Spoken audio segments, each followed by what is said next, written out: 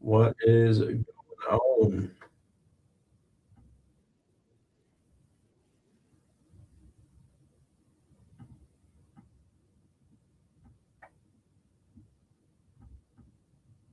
All right, we're going to try this again.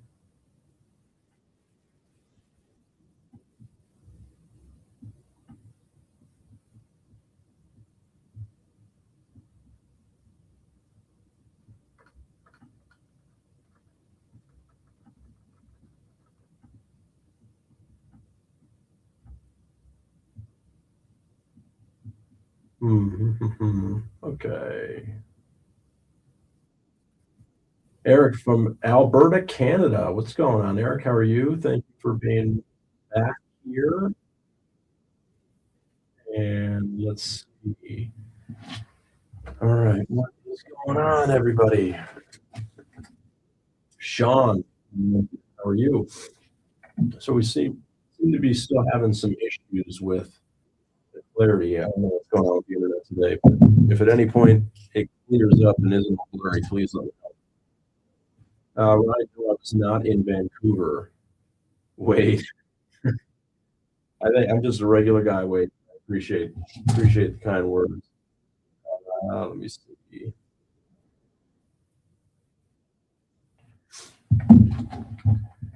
Thank you, everyone, for being here. I am Eric. It's cold but good. 14 Fahrenheit. Yeah, it's cold in Cleveland this day, but very rainy. It's going to be like 60 degrees tomorrow. It's fantastic. Very happy about that. But feels good to be back on the live stream. Haven't gotten to do it. I'm in the CarFilm studios today. This is where I filmed the Horner show. So already watching along and following the Doug Horner Show. Would appreciate you to check that out. It's streaming and it's on YouTube. Wade's a big fan of all your videos. Been selling cars for 7 years in Dayton. I love that. And I appreciate that very much. Appreciate that very much. Yeah, just happy to be here with all of you. Get some good questions and anything that you're interested in. And of course, Mercedes-Benz questions. A little bit more free, but happy to discuss anything really. The G King is asking A45s over the U.S. market. I love how they do not have all here in the States. And I've got some news. I don't have much confirmation, but I'm pretty certain that the GLA will also not return to the U.S. starting next year. So a lot of refreshes and redesigns coming right around the corner for almost every Mercedes. It doesn't look like the GLA is going to be included. So that being our smallest SUV, it really is hatchback on stilts in a lot of ways. And I don't think it's going to continue. Andy, hello. Clay Smith, hello. Brianna, hello. Thanks for stopping by. I do appreciate it. Yeah, if you haven't had a chance to check out the Doug Horner Show, please do. It's over on YouTube. The Doug Horner Show. It's on all the social medias. It's on Spotify, Apple Music, all that good stuff.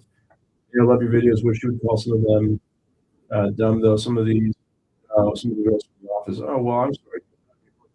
The salespeople sometimes get a little excited, get a little ahead of themselves. Honestly, I have a good team. I really do.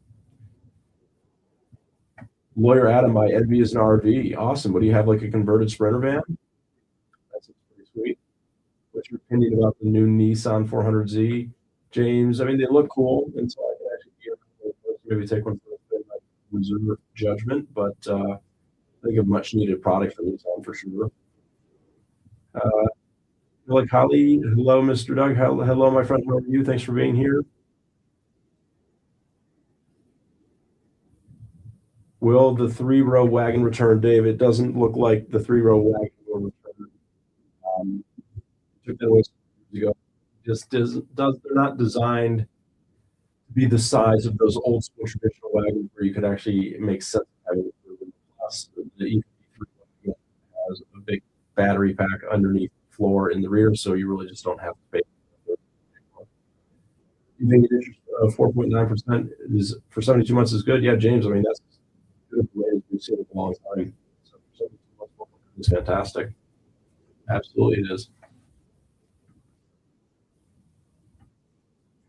And everybody who's here, I appreciate that. Make sure you're hitting the like button and the thumbs up. That helps to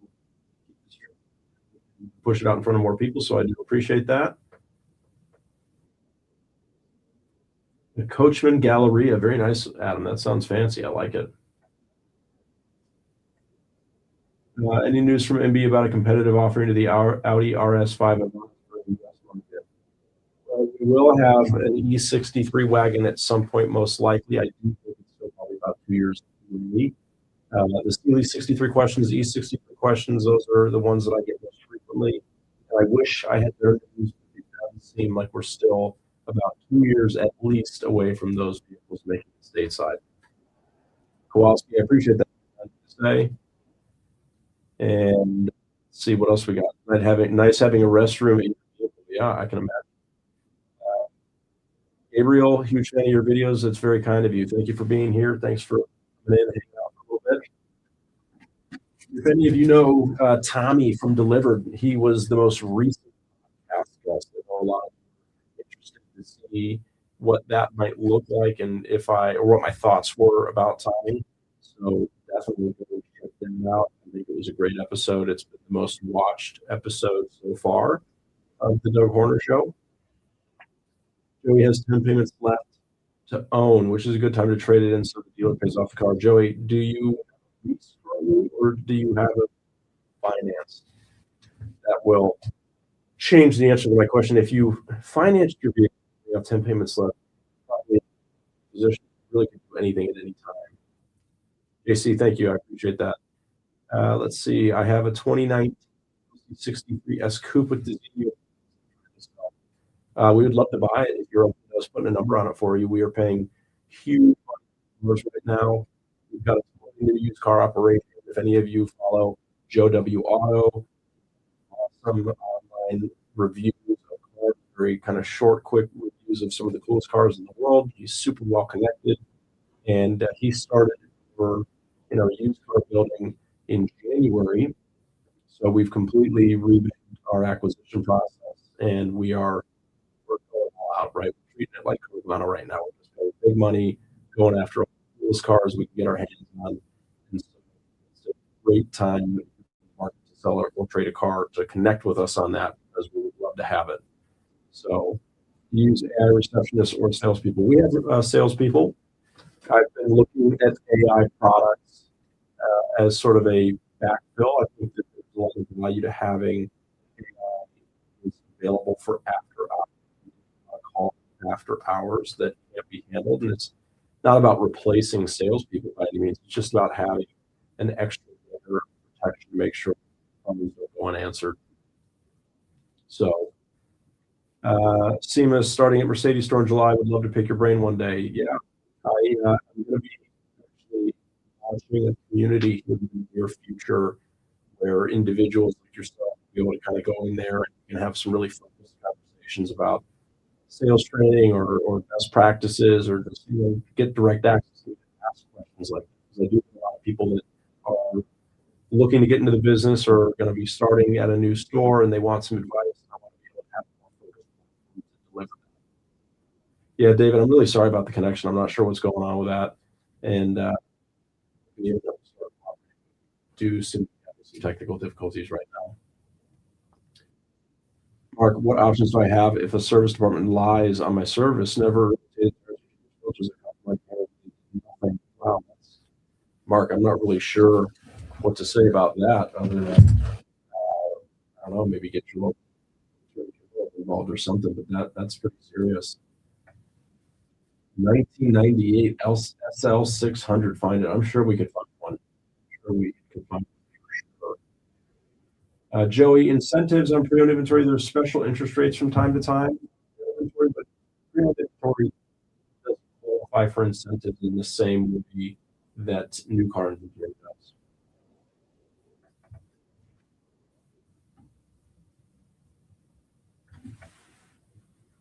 Yeah, so I just don't understand what's going on with the internet. I really do apologize. I really just have to do this on my phone at this point.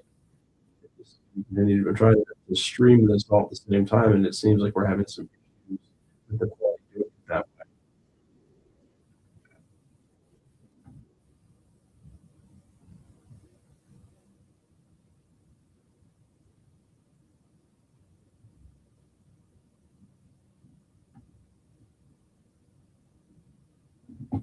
Same as from value to luxury sales or from volume to luxury sales. Well, there's definitely some differences. Luxury sales, the experience is more important, and you're going to be dealing with a different buyer type a lot of the time. But there's definitely a lot of parallels as well. So it's unfair to just say that.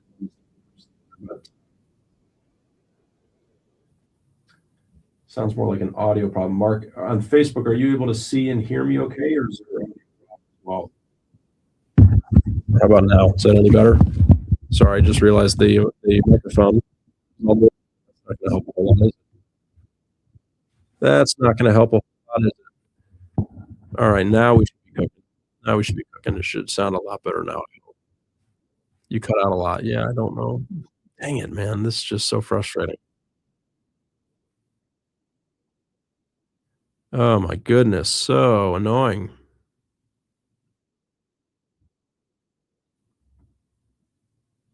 Joey's watching from TikTok. Mindy Lou says it's better. Jim says way better. Perfect. Yeah. Silly me. Didn't realize we had the big mic programmed in, and now we are facing it directly. So way better. Just as to be a lot closer with how you talk. Yeah, we should be good now. Okay, we should be good now. Tim Haywood can see and hear on Facebook. Perfect. All right, Audi Oakland. Yes, sir. I love your content. Been watching you since I joined the car game. I appreciate that, my friend. I really do. Dan, I never answer your question. What if Mercedes-Benz did not exist? What car are you in? I would say that my next favorite brands are Porsche and BMW, so probably one of the 2. The German luxury cars, I really do appreciate. Steven, business question, how do you balance working on the business and in the business? Well, the good news, Steven, is that the content that I make is just alongside of what I do every day, right? Somebody walks into my office, I turn on the camera and start recording. Now, obviously, this has turned into more than I ever dreamed that it would, and so it's just kind of the way I like to spend my free time, is connecting with all of you and hopefully growing this platform. When I started in car sales, I had something that drove me every day, and that was to prove to people that it didn't have to suck to buy a car, right? I wanted to make it fun. I wanted them to leave thinking that was the best and easiest car buying experience I've ever had, and so now I get to do that on a much larger scale. I feel like I get to do that every day. I get to show all of you that it can be easy to buy a car. Now, of course, not everybody loves my content, and I think that just because I am in a car dealership, there are gonna be some people that just always hate me no matter what, and that's okay. But I do know that thousands and thousands and thousands of people have seen that it can be transparent, it can be fun, it can be easy, and that is what drives me. So I just want to say thank you to everybody that has been so supportive. Thank you to everybody that has been following along on this journey. And it looks like there's still some audio problems here. I'm just not sure what the issue is, but I thank you for bearing with me as we try to work through this. I might see if that's just not going to work either. But but yeah, how did you muster the courage to leave a solid dealership on your own? I'm not running my own dealership. I still work for Mercedes-Benz North Olmsted. It's been a fantastic. I'm coming up on 10 years at North Olmsted. I love the brand. It's just been a joy for me for sure. So, Dan, every time I see the videos, though, I'm curious about the older picture behind you. Is that your? No, that's actually a picture by Slim Aarons. He's an artist that became famous for just photographing rich people living their lives in California and Florida. Yeah, he just would hang out around rich people and just kind of photograph what they were doing. So, what happened with Jared, Adrian? He left to pursue social media full time, and it looks like that's what he's still doing. Audi Oakland, I appreciate the donuts. Thank you. That's very kind of you. Mark, if you have a maintenance plan purchased with the loan and also an extra warranty that covers the bumper-to-bumper life of the loan, should I be able to get a refund? I'm too scared to take it back to the same dealership that refused to rotate my tires properly and never changed my fuel filters. It was on a dash cam, by the way. Okay, well, Mark, it depends. Are you saying you have a Mercedes-Benz or do you have a different brand entirely? So, with almost all brands, warranties are fully refundable or at least a fully or a prorated full refund for any of the length of the warranty that's used. Maintenance plans may or may not be refundable depending on the brand. Benz of Midlow says, "Hi." Is that Midlow or Midlothian? That's awesome, I appreciate that. Big Pug Dad, has Doug ever sold a single car? Of course I have. I was a salesperson for 6 years before I got my first chance to be a manager. Different brand entirely. It was a Ram 22, Ram 2500 diesel. Okay, so I can't I would imagine your warranty is refundable, the maintenance package, not sure. Angel Lopez, thank you for what you do. Lost the fear of making videos. I love that. I love hearing that, absolutely.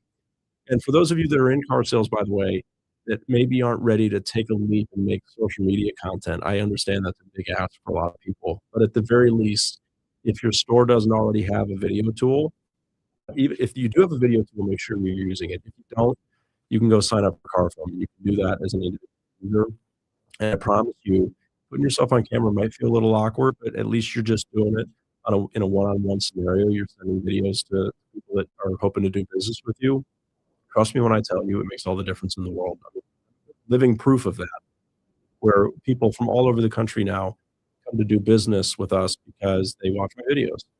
And the thing about when you make a video for somebody, or in my case, you make a video for all of you, we get to connect in a much different way than just over text or phone even, or email, certainly, right? And so it just is it's the best way, especially in an industry where people are just anti-car dealer for many good reasons, and they're worried about getting taken advantage of, and they're worried about having a good experience.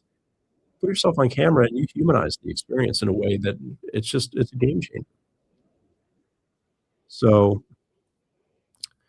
Javier, the reason is we follow this man often on social media. Thank you all for that. I'm not sure. Maybe I missed the first part of that, but ba, ba, ba. I sold cars when I was 18. I sold a new pickup on the first day. That's awesome. There's no better feeling in the world than selling a car, right?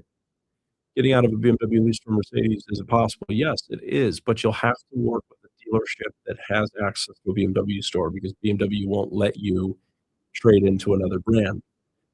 We have a BMW store in our group, for example, so if somebody reaches out to do business with us, we can have our BMW store pay off the car and then the Mercedes that way. So, hi from Ireland, love your video. I appreciate that, my friend. Mark, thank you. Loves the bow ties. That's awesome.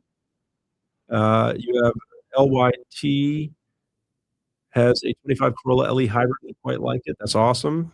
I'm a big Toyota fan, believe it or not. Let's see. C4, can you explain gap insurance and how to know when to get it? So essentially, gap insurance is going to cover the difference between what you owe on a vehicle and what it's worth. So hypothetically, if you got into a total loss accident and it was determined that your car was worth $15,000, but you owed $20,000 on the loan, gap insurance would come in and cover the $5,000 difference. If you didn't have gap insurance, you'd be on the hook for that. So you'd be on the hook for paying off your vehicle, and if you're getting 15 from the insurance company and you owed 20, you'd have to come up with 5 grand.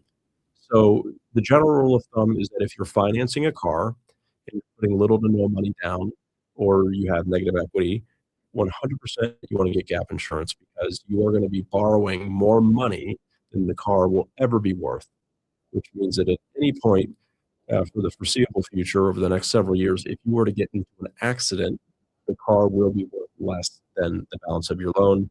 Gap insurance would then be a good idea. And it's inexpensive. It's absolutely worth having unless you're putting down a big down payment. So yeah, gap will include and cover the negative equity. Absolutely. James, hello, sir. Can I please ask what is the best way to start in car sales with no experience? I've been trying to get started with a good brand and a good location. Thank you. Well, James, the to get started in car sales, you really just have to have the personality for it. So that's the big thing. If you have a good personality and you can have a conversation and you are willing to pick up the phone, both inbound phone calls and outbound phone calls, then you're gonna be off to a good start.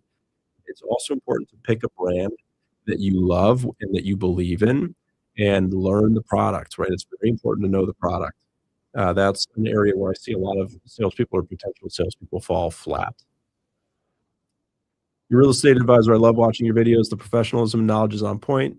It has stepped up my standards in real estate. I would 100% do business with you just because of your videos. Much respect.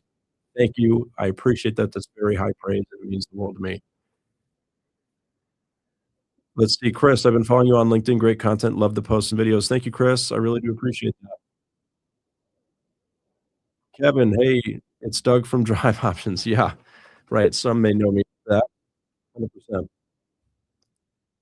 That's Kevin Moreno, who was involved in Drive Options as well, a fellow Mercedes-Benz guy or Mercedes-Benz guy to be.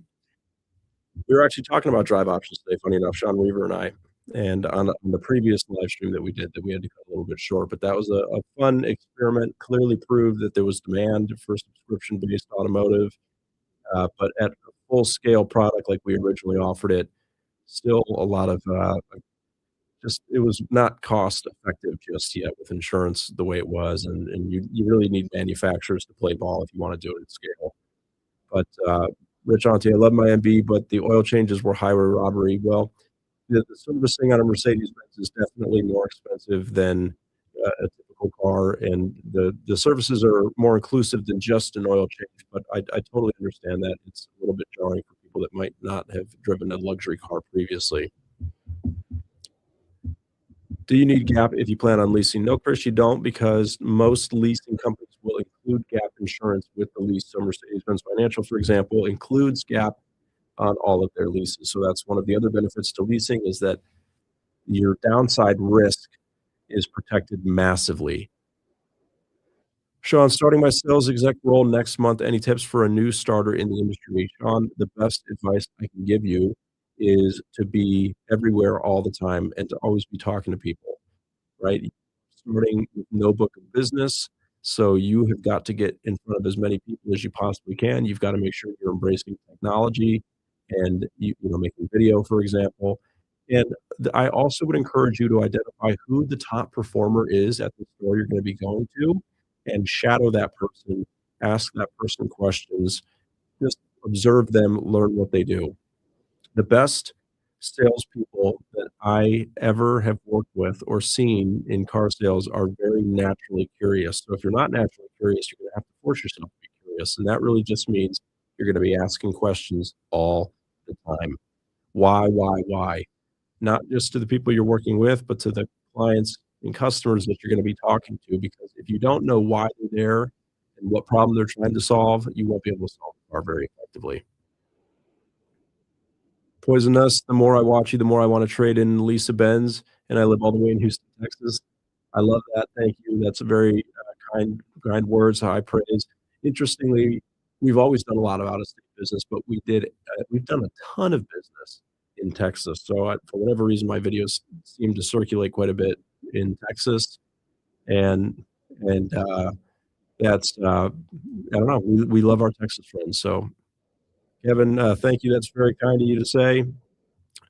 And excited for your new opportunity. Not too excited for obvious reasons, but I'm very excited to see what you all build down there. Really awesome opportunity that you have. Mike Schmidt, hey Doug, what's going on, Mike? How are you? Lawyer Adam is in Dallas. That's awesome. I went to SMU for a year and a half. Actually, that's where I started in college, and then I quickly realized that people were looking at me funny because I was from Ohio. So eventually, I moved back and went to Ohio State, and that's where I graduated from. But I did love Dallas. What a cool town that is. Sean is a big fan from Wales. Love that. Thank you, Sean. It's amazing to me how many people from around the world watch the videos. It's wild. Mike is gonna be back by you guys next week. Awesome. Jeremy Watford, see you from St. Louis. Thanks for watching all the way from St. Louis, Jeremy. I appreciate that. Kevin Dominique, this may have already been asked, but what do you drive and what's your favorite vehicle, any brand? Well, right now, for the first time in about 9 months, I'm driving a 2026 EQS SUV, Mercedes-Benz, which is our biggest fully electric vehicle. I think people might think that I'm joking, but when I say to you that it is currently my absolute favorite daily driver ever, I don't know how to describe it to you, but the EQS drives like a dream. It's like driving on a cloud. It has the most advanced driver assistance technology that we currently have available here in the United States. It's just, I mean, the styling has grown on me. I don't mind it at all. I just love them so much. And now they're very rare because the fully electric vehicles production has basically come to a grinding halt. But I think now, favorite vehicles of all time, that's a hard question to answer because there's older stuff, like we just had a 1999 G500 Cabriolet, which is just one of the coolest vehicles ever. Not practical at all. It was never sold here in the States, but, I love things like that. I love 911 GTS Targas, right? I love Targa 911s.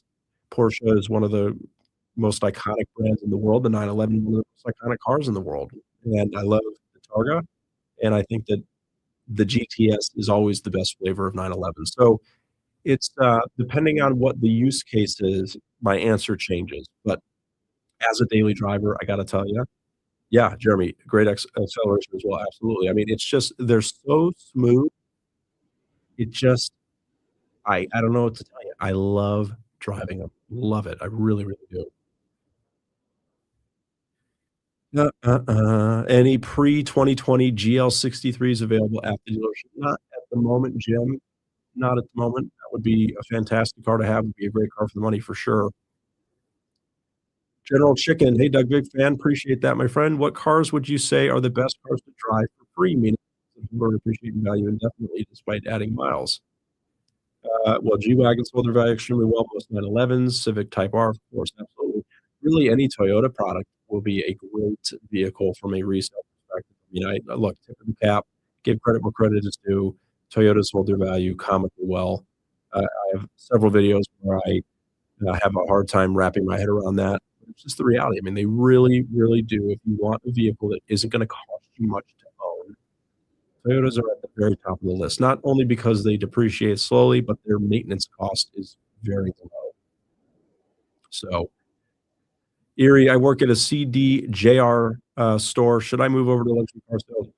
That that question, I don't know. I can't answer that for you necessarily. It depends on if you believe in the product and the brands that you represent, if you like having more traffic. I mean, one of the things you lose with luxury stores is you tend to lose a lot of the opportunity and volume because there's just less buyers for luxury products. But, look, I think that CDJR, they've been going through it. There's no doubt about it. It's been a rough couple of years for them. I do believe that eventually they will right the ship, and I think that, you're at a point now where if you can stick it out a while longer, there's obviously brighter days ahead for, CDJR. But, it just depends, you've gotta pick a brand that you love and that you believe in, because if you believe in it and love it, your customers will too. So, Kevin, great answers, also love the zippiness and pedal response on EVs. Yeah, same, me too.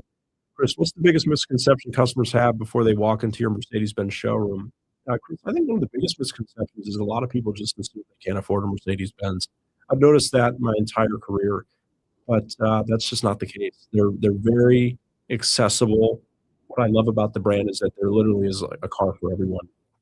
So and I think depending on the store, some people, when they walk in, think it might be pretentious or snooty, and at least at our store, it's not that way at all. I mean, yes, we dress, in suit and tie every day, so we dress nicely, but it's very low. I mean, it's vibes are good, everyone's friendly, right? I think that maybe they have this idea of what it's gonna be like, and then it turns out not to be that way. So, But the biggest thing is affordability. I mean, I was just in a conversation with somebody yesterday, and this shows you how a brand can completely change the way you perceive the value of the product to be.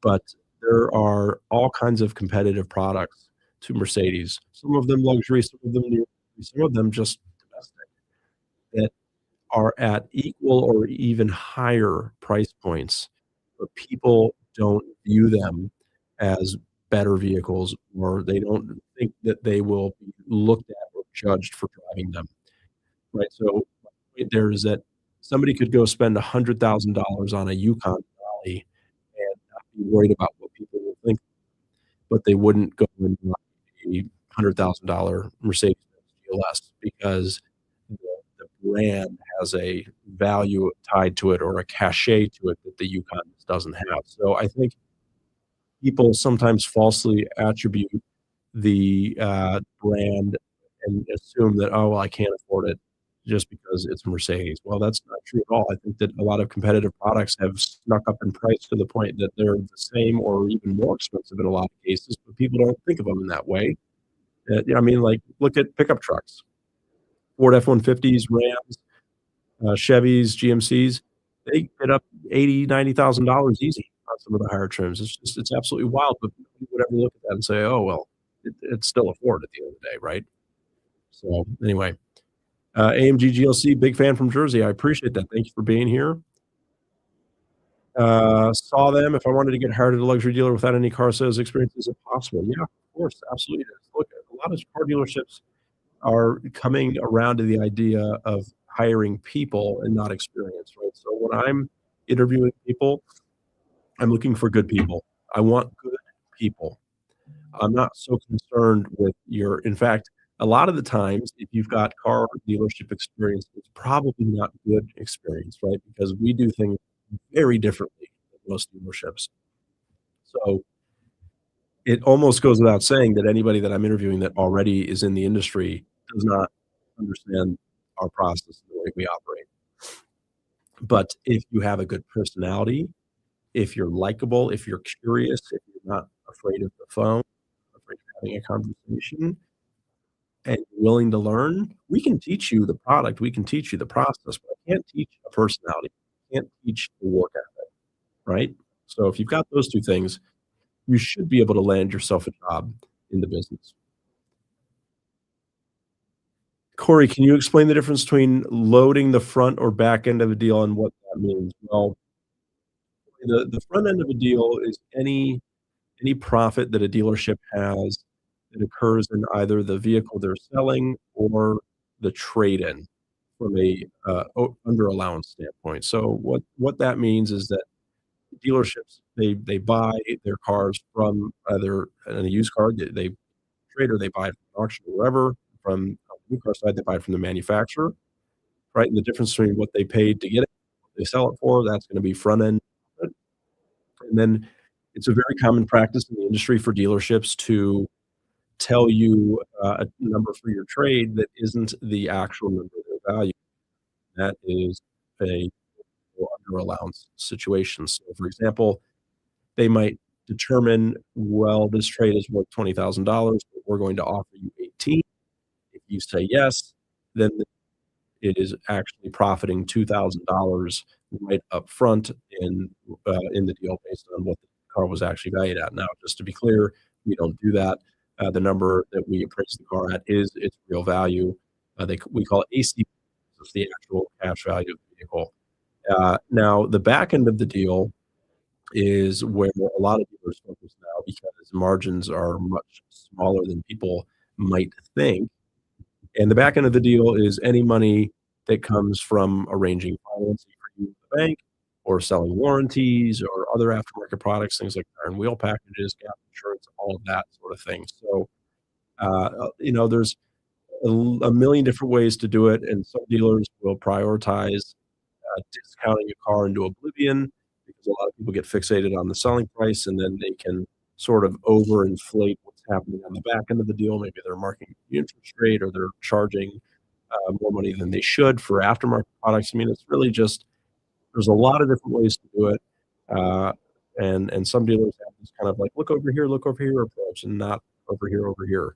But, I don't believe in doing it that way. I think that it needs to be fair and consistent. You need to put all your cards out on the table for everyone to see, and we make it really quick, simple, and easy, and if people wanna do business with us, I think that they realize it's fast, it's fair, it's fun.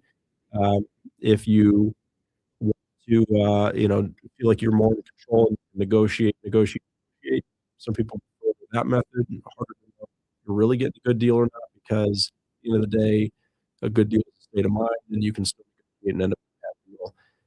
But, it's a complicated business for sure, so that's why it's so important, I think, to pick the dealer you wanna do business with instead of the car, because if you pick the car, you're stuck with whatever dealer has it, for better or for worse. Yeah, I apologize again if the mic is glitching at all. Yeah, I don't it seems to be coming and going. I don't know what the deal is with the internet today, but thank you for everyone who is sticking with it. Thank you to everyone who's hitting the like button or the thumbs up button. I really do appreciate that. That helps me out. And, thank you for all the questions. I am trying to get to as many of them as I can. JAXA thoughts on PPF. That is a great thing to get if you're getting a fancy car or a sports car, something low to the ground. That is paint protection film is what PPF is, and it's clear film that goes over the exterior of your car. So depending on the car you're getting, it is definitely a very good product. Ryan Phillips says, "I'm good, thank you, my friend." Ba, ba, ba. Sheena, another question I have from a used car perspective, seeing a car that was bought at auction on Carfax has been a negative experience on my end, thank goodness, before buying the vehicle. What goes into a dealership purchasing a car from auction to sell it on the lot? Yeah, I mean, Sheena, cars that come from auctions definitely have a higher chance of maybe not being the nicest in the world because a lot of times a car that's running through the is a car that a dealership didn't want to keep or couldn't sell for one reason or another. Now, that's not a hard and fast rule. That doesn't mean that every car that comes from an auction is a bad one. But to buy a car from an auction, a dealer has to go on, find the listing, do their homework, figure out its value, and then bid against other dealers for that vehicle. So it can be there's lots of inventory on there, but generally dealers have to overpay to get it. And so if they're then pricing it from what they own it for instead of what it's really worth, you could end up overpaying for an auction car. Got any rose gold cars for sale? No, not right now. I wish we did though. I love the rose gold. That was a very hot selling color. Does vinyl wrap ruin a trade-in? Yeah, typically it's not gonna help. Anything that is seriously altering the original state of the car tends to devalue it. I know that there's a lot of people out there who believe that dealers just say that in order to devalue a car, but the reality of it is, if you have a car that's wrapped, when you go to sell it, it becomes very tricky. Either you have to unwrap it, which generally can cost $1,000, or you have to try to sell it as is, and one of the things that people love to look at when they're looking at a used car is they wanna look at the original window sticker. They wanna see the original options that the car had, and if you're looking at a window sticker that says, "This car was black," but the car, as you're looking at it, is white, well, that gets a little awkward, right? People don't like having vehicles that have been modified significantly from when it was, brand new. Tanner Neal, how do you handle ex-CVP programs? Do you certify them or sell them as new alternatives? How do you write them down? What's most effective in terms? All right, so Tanner, I'm assuming you work for Mercedes-Benz dealership. We offer them as cars, and they can be sold as certified, right? So one of my favorite, moves with ex-CVPs is to offer them to people that drive a lot of miles on a high mileage lease because and for those that don't know, CVP is a courtesy vehicle program, so those are the loaner cars that Mercedes-Benz use for our service clients, and, they end up becoming excellent opportunities that are available because although you often have 3 to 8,000 miles on them, they've been written down, which means that you're basically just applying money towards them to offset the miles that they have so that you can discount them more when you go to sell them.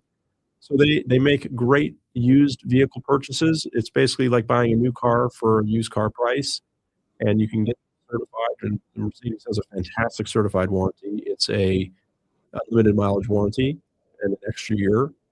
And yeah, a little bit of cold, but I appreciate you asking. Or the other thing that we can do is we can lease it and certify it.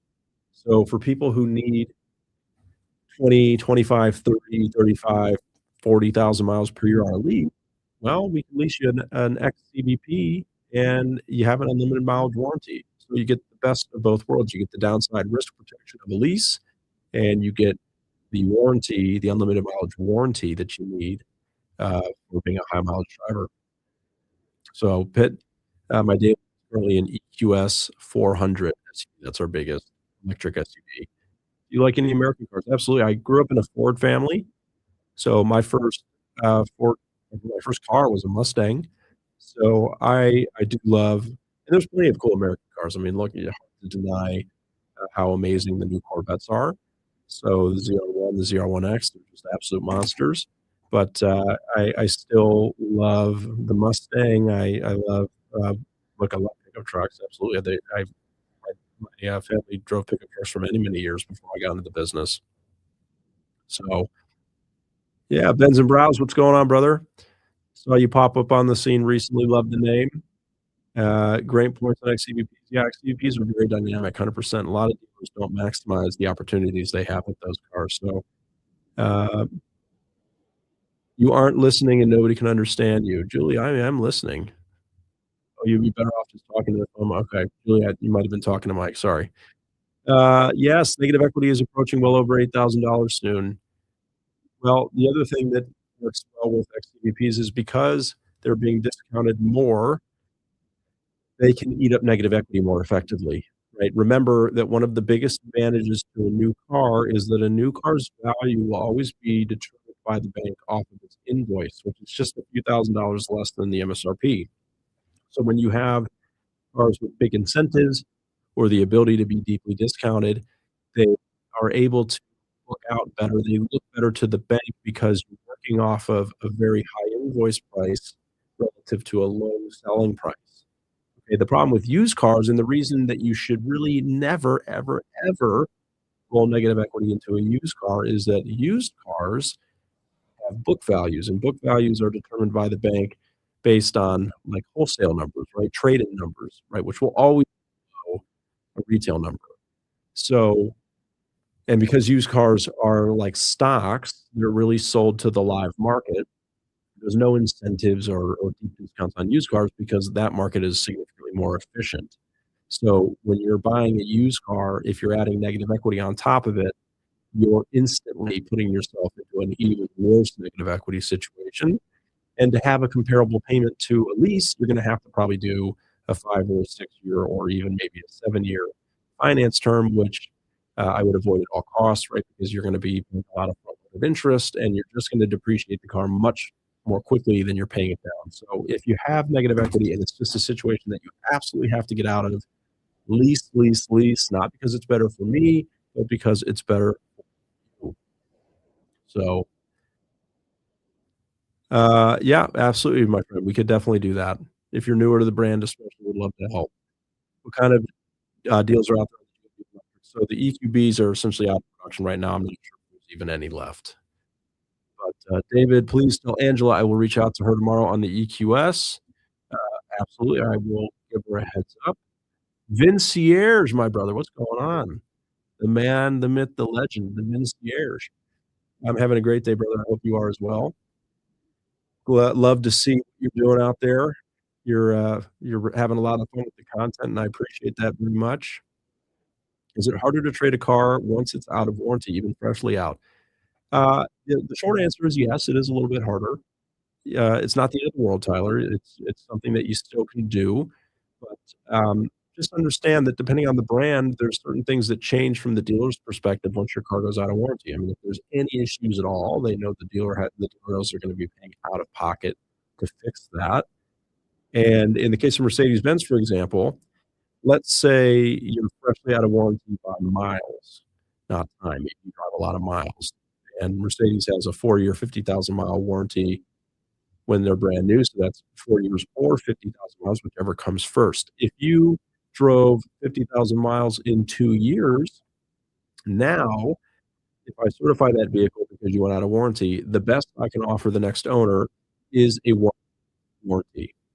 However, if you drove 49,500 miles in 2 years and then traded it in, I would be able to essentially offer that person a 3-year unlimited mileage warranty because of the way warranty works. So, yes, depending on the brand, it can have a pretty major effect if you go out of your warranty.